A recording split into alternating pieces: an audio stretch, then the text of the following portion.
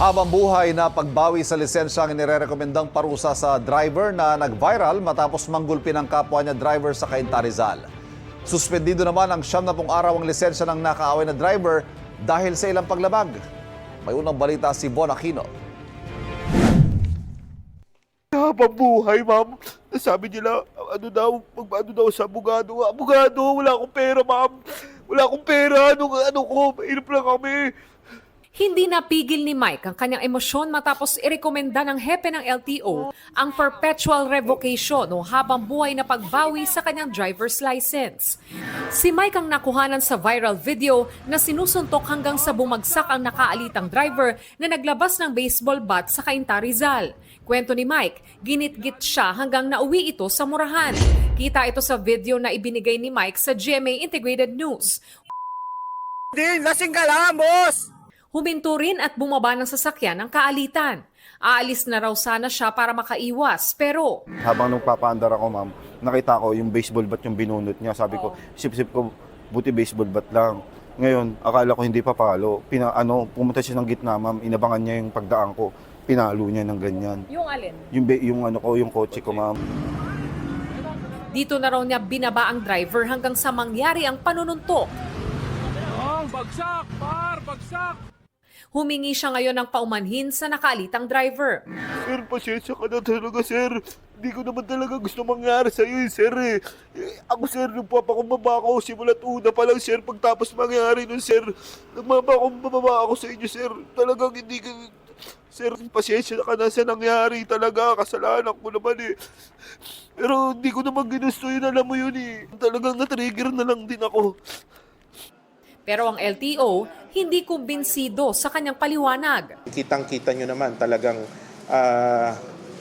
hinabol niya, sinaktan niya yung tao. Kahit naman kasalanan ng kabilang panig, tapos sinasabi niya kanina na nakainom, lasing, yun ang allegations niya, sana hindi siya nakipag-away doon.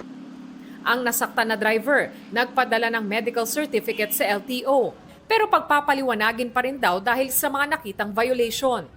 Una, hindi raw rehistrado ang sasakyan. May napansin pa ako doon, yung plaka niya, hindi original yung plaka na nakalagay.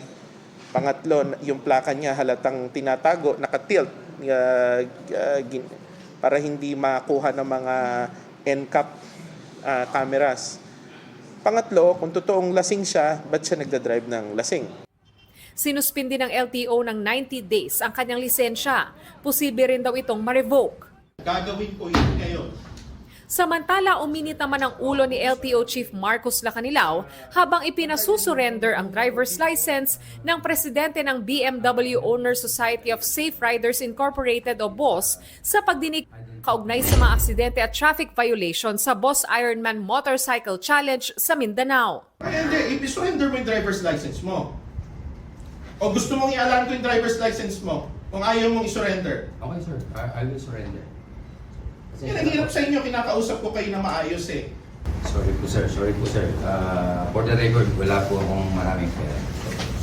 Ipinasurrender ng LTO ang lisensya ng organizer dahil iniimbestigahan ng mga paglabag sa batas trapiko sa naganap na event.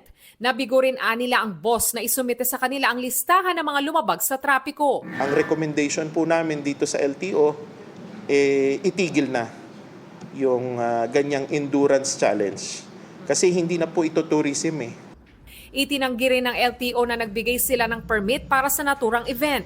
Ipatatawag din daw nila ang participants na may traffic violation. Though some of our participants clearly violated the traffic laws, paulit-ulit po namin sinasabi sa kanila na mag-follow the traffic laws as well as national laws about traffic rules. We encourage our LGU units na mga kinausap namin as well as yung mga government agencies na kinausap namin na to apprehend all violators of traffic.